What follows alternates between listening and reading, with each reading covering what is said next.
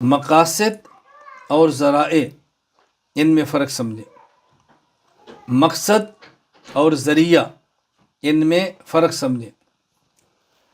ایک ہمارا مقصد کیا ہے، ایک اس مقصد کے لیے وسیلہ کیا ہے، دو باتوں میں فرق ہے۔ دین کی اشاعت یہ ہمارا مقصد ہے، اس دین کی اشاعت کے لیے قلم یہ وسیلہ ہے، اس کے لیے کاغذ یہ وسیلہ ہے، اس کے لیے ہماری درسگاہ یہ ہمارا وسیلہ ہے۔ اصل مقصود وہ دین کی اشاعت ہے، باقی اس کے ذرائع اور وسائل ہیں۔ ذرائع اور وسائل ہر دور میں بدلتے رہتے ہیں، مقصد نہیں بدلا کرتا۔ وسائل اور ذرائع بدلتے رہتے ہیں، مقصد نہیں بدلتا۔ ایک وقت تھا کہ کوئی شخص بیت اللہ حج یا عمرہ کے لیے جائے، وہ پیدل جاتا، وہ گھوڑے پر، خچر پر، اونٹ پر، گدھے پر سوار ہو کے جاتا۔ آج حج اور عمرہ پہ جانے والے ایک سال میں کروڑوں افراد ہیں، اور ان میں سے ایک بندہ بھی آپ کو ایسا نہیں ملے گا کہ جو پیدل، خچر، گھوڑے یا گدھے پر سوار ہو کے جائے۔ جو بھی آپ کو ملے گا وہ جہاز پر ملے گا، وہ ریل پر ملے گا، وہ بس پر ملے گا، وہ کار پر ملے گا۔ اب دیکھیں، مقصد حج بیت اللہ ہے اور سواری اس کا ذریعہ ہے۔ وقت کے ساتھ ساتھ سواریاں بدلتی جا رہی ہیں، وقت کے ساتھ ساتھ سواریاں بدلتی جا رہی ہیں۔ میں نے ایسے اشخاص نہیں دیکھے کہ جو یہ کہیں کہ میں عمرہ چھوڑ دوں گا، جہاز پہ نہیں بیٹھوں گا، میں حج چھوڑ دوں گا، میں جہاز پہ نہیں بیٹھوں گا۔ کیوں؟ اس لیے اگر میں نے آج کے دور میں حج عمرہ کرنا ہے تو مجھے پاسپورٹ بنوانا ہے، جو تصویر کے بغیر نہیں بنتا۔ میں نے ویزا لینا ہے، جو تصویر کے بغیر نہیں بنتا۔ میں نے جہاز پہ بیٹھنا ہے، اور تقریباً 99% سے زیادہ جہاز میں ایئر ہوسٹر خاتون ضرور ہوتی ہے۔ میں نہیں جا سکتا، میں نے نہیں دیکھا۔ وہ ہر بندہ کہتا ہے جی میری مجبوری ہے، میں نے حج عمرہ کرنا ہے، اب وہ پاسپورٹ کے بغیر ہوتا نہیں، تصویر کے بغیر ویزا نہیں، اور جہاز کے بغیر جا نہیں سکتے، میری مجبوری ہے، میں مجبور ہوں۔ اس کا معنی ہے کہ آپ نے تسلیم کر لیا ہے کہ حج اور عمرہ ایک مقصد تھا، میں نے اس کو حاصل کرنے کے لیے جہاں مجبور ہوا تو میں نے وہ ذریعہ استعمال کیا جس ذریعے کو عام حالات میں جائز بھی نہیں کہہ رہا۔ آپ نے تسلیم کر لیا۔ تو دیکھیں، مقصد نہیں بدلنا، ذریعہ اور وسیلہ بدلتا رہتا ہے۔ اسی طرح ایک شخص علم کو حاصل کرنے کے لیے خاص بندے کے پاس جاتا ہے اور ان کے پاس رابطے کی کوئی صورت نہیں ہے، تو کبھی وہ پیدل جاتا، کبھی وہ اونٹ جانور پر سوار ہو کے جاتا۔ آج جانور پر یا پیدل سوار ہو کے نہیں جاتا، کسی اور سواری پر بیٹھ کے جاتا ہے، وہ سائیکل ہو، موٹر سائیکل ہو، کار ہو، بس ہو، ٹرین ہو، جہاز ہو۔ لیکن کوئی بھی نہیں کہتا کہ میں نہیں جاؤں گا، چونکہ یہ ذریعہ رسول اللہ صلی اللہ علیہ وسلم کے دور میں نہیں تھا۔ کوئی بھی نہیں کہتا، وہ سمجھتا ہے میری مجبوری ہے، میں نے جانا ہے۔ مقصد نہیں بدلنا چاہیے، ذریعہ بدلتا رہتا ہے۔ ایک وقت تھا کہ بڑا مجمع ہوتا، ایک بندے کی آواز جاتی، اور جہاں تک اس کی آواز نہ جاتی آگے دوسرا بندہ ہوتا۔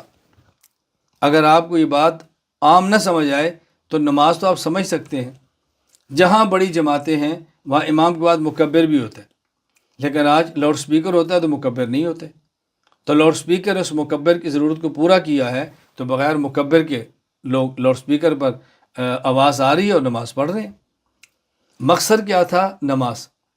وسیلہ اور ذریعہ بدلا ہے، وسیلہ اور ذریعہ بدلا ہے، لیکن اس کا معنی یہ نہیں ہے کہ امام کی صفوں سے آپ اتصال ہی چھوڑ دیں کیونکہ آواز آ رہی ہے۔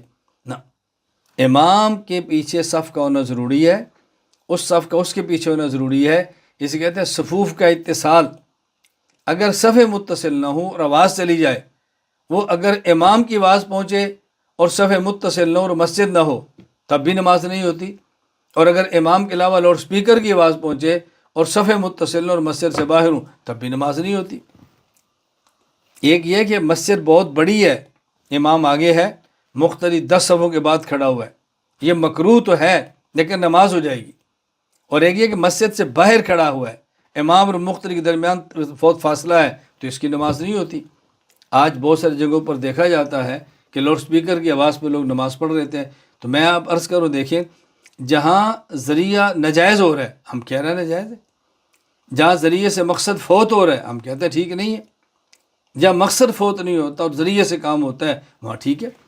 یعنی امام موجود ہے، امام کے پیچھے ایک صف ہے، دوسری ہے، صفوف کا اتصال ہے لیکن آواز نہیں جا رہی، تو پہلے آواز مکبر کے ذریعے جاتی تھی، اب آواز لاؤڈ سپیکر کے ذریعے جا رہی ہے۔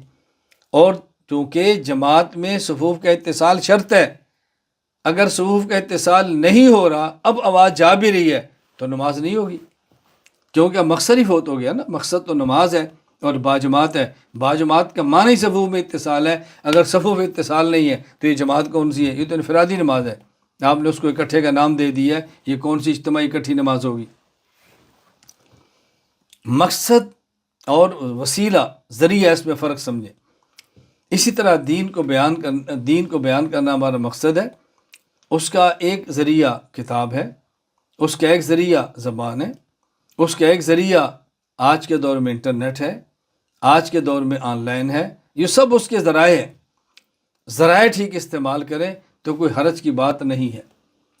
اور میں ایک مرتبہ سعودی عرب خبر میں تھا اور ایک نوجوان کو میں سمجھا رہا تھا کہ آپ آن لائن ہمارے عالم کورس میں شرکت کریں۔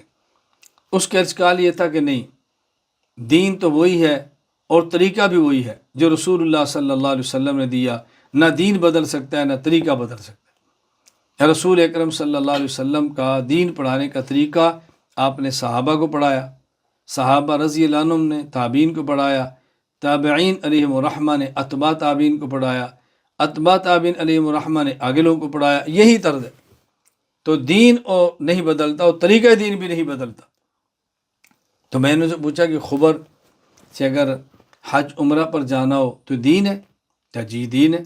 میں نے کہا وہاں جانے کا طریقہ، پہلے جانے کا طریقہ اونٹ تھے، آج تم خبر سے اگر اونٹ پہ جانا چاہو تو اونٹ مل جاتا ہے؟ کہا جی مل جاتا ہے۔ میں نے کہا اونٹ پہ جانا چاہو تو گورنمنٹ روک دیتی ہے؟ کہا جی نہیں۔ تو میں نے کہا پھر اونٹ پہ چلے جاؤ، اب آپ خبر سے جہاز پہ کیوں جاتے ہو؟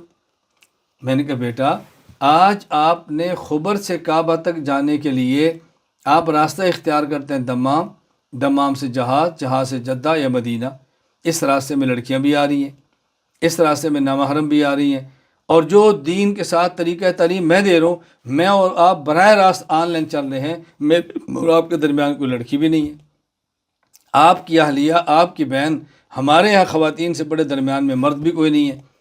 تو یہ بات میری سمجھ سے باہر ہے۔ ایک طریقہ ایسا جس میں نامحرم آ رہے ہیں آپ اس کو اختیار کر رہے ہیں، اور ایک وہ طریقہ جس میں نامحرم نہیں آ رہے آپ اس کو اختیار کرنے کے لیے تیار نہیں ہیں۔ یہ مجھے فرق سمجھائیں ذرا۔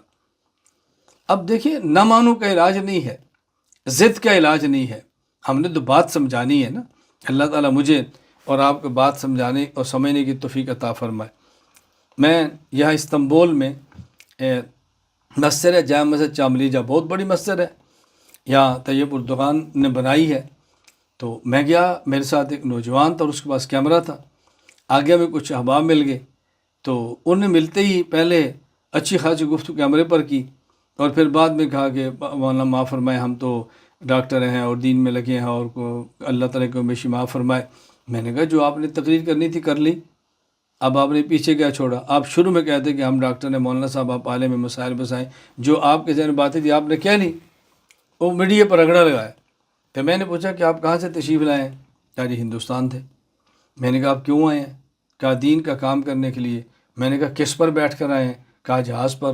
میں نے کہا اس میں نامحرم لڑکیاں تھیں؟ کہا جی تھیں۔ تو میں نے کہا گناہ آپ نے کیوں کیا؟ آپ نہ آتے اور اللہ تعالیٰ سے عرض کرتے قیامت کے دن، یا اللہ ہم استنبول جانا چاہتے ہندوستان تھے تیرے دین کی خدمت کے لیے، لیکن جائز ذریعہ نہیں تھا، درمیان میں نامحرم عورتیں تھیں، ہم نہیں گئے۔ آپ کو میرا کیمرہ نظر آ رہا ہے جس میں نامحرم عورت نہیں ہے، اور آپ کو وہ جہاز نظر نہیں آ رہا جس میں نامحرم عورتیں بھی ہیں۔ ضد چھوڑیں، بات سمجھنے کی کوشش کریں۔ میں نے کہا تنقید کا مجھے حق تھا کہ میں کرتا، میں خاموش ہوں۔ آپ کا مزاج بھی تنقید نہیں ہے، آپ کے کام میں بھی تنقید نہیں ہے، اور آپ پھر بھی تنقید کر رہے ہیں، اور پھر بھی کہتے ہیں جی ہم معتدل اور یہ متشدد ہے۔ یعنی جو تنقید کرنی چاہیے وہ تنقید نہیں کر رہا، اور آپ کو نہیں کرنی چاہیے آپ کر رہے ہیں۔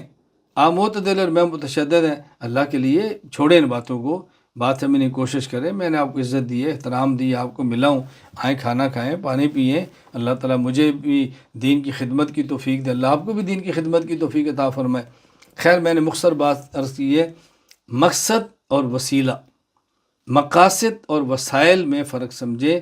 مقاصد میں تبدیلی نہیں آنی چاہیے، وسائل وقت کے ساتھ ساتھ بدلتے رہتے ہیں۔ مقاصد نہیں بدلتے، وسائل بدلتے ہیں۔ ہاں یہ ضروری ہے کہ وسائل ناجائز نہ ہوں، وسائل جائز ہوں، اور جہاں ضرورت پڑ جائے، کوئی گنجائش، کوئی چارہ نہ ہو اس کے بغیر، تو وہاں بقدر ضرورت ہو، بقدر ضرورت۔